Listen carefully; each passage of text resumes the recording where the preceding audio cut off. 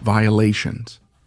And secondly, a wrong decision, an inaccurate calculation, or a mechanical failure can turn controllable situations into disasters that change the course of history and claim lives on an unimaginable scale.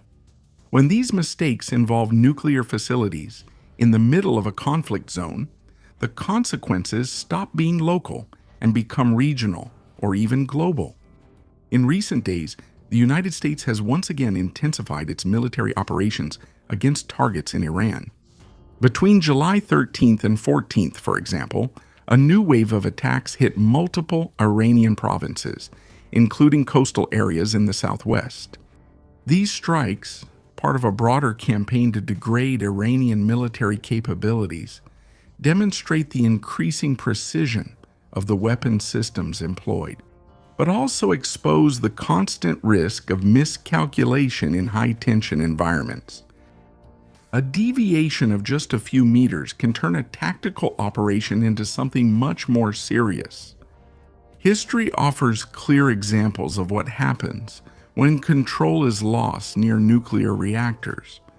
On April 26, 1986, at the Chernobyl plant in Ukraine, then part of the Soviet Union, a low-power safety test got completely out of control. The operators made a series of procedural errors, disabled protection systems, and removed too many control rods.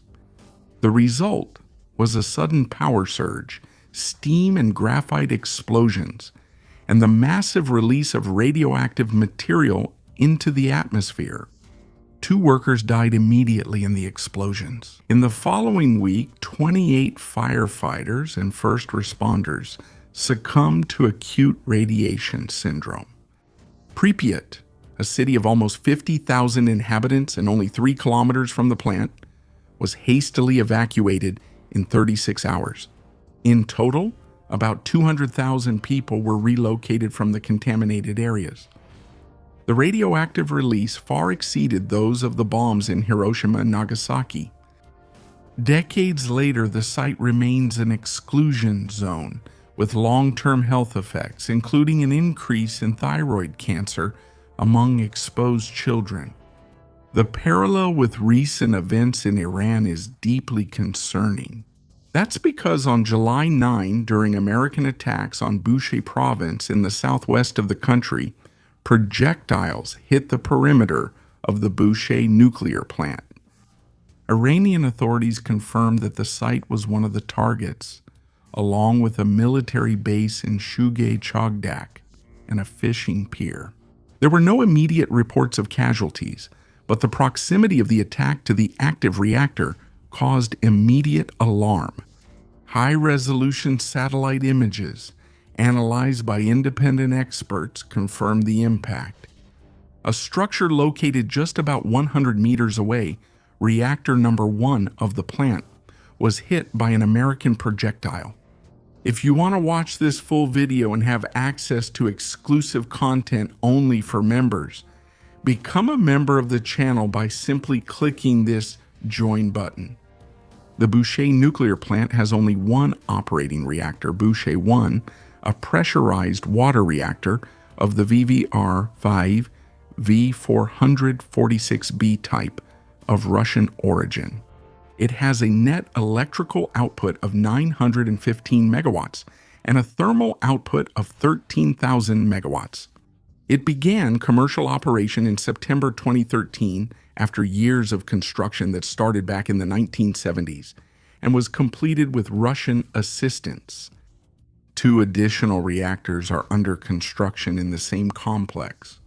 The reactor operates through nuclear fission, meaning the uranium fuel generates heat that heats water under high pressure in the primary circuit.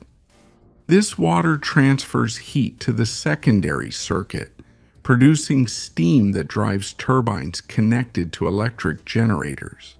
Robust containment systems, emergency cooling, and multiple barriers are part of the standard design to prevent radioactive releases. A direct attack or one close enough to damage the reactor or the cooling systems could trigger a catastrophic sequence. The loss of cooling would lead to overheating of the core, possible partial or total meltdown, and the release of large amounts of radioactive isotopes such as iodine-131, cesium-137, and strontium-90. In the case of Boucher, located on the coast of the Persian Gulf, the release would not remain confined to the air. Radioactive particles would be carried by prevailing winds and ocean currents, contaminating coastal waters, affecting fishing, commercial shipping, and the desalination plants that supply populations along the entire Gulf. Neighboring countries such as Saudi Arabia, United Arab Emirates, Qatar, Bahrain, and Kuwait would have their coastal areas exposed. Evacuations within a radius of hundreds of kilometers could become necessary, according to previous warnings from the director of the International Atomic Energy Agency himself, Rafael Grossi. Millions and millions of people would then be affected directly or indirectly. The economic impact on oil trade, maritime transport, and regional agriculture itself would be devastating. Unlike Chernobyl, which occurred in a relatively isolated area, an accident in Bushehr would affect one of the world's most strategic maritime routes and densely populated regions. The critical difference between the Chernobyl accident and the recent incident in Bushehr lies in the context. Chernobyl resulted from internal operational failures during a test. The Boucher case involved projectiles launched amid active military operations. The margin of error for maritime routes was set at 100 meters. Become a member to watch this full video and receive exclusive member-only content.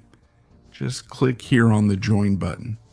A precise understanding of these events helps to better comprehend the boundaries that separate controlled operations from disasters of historic proportions. Subscribe to the channel and turn on notifications so you don't miss any of the next videos.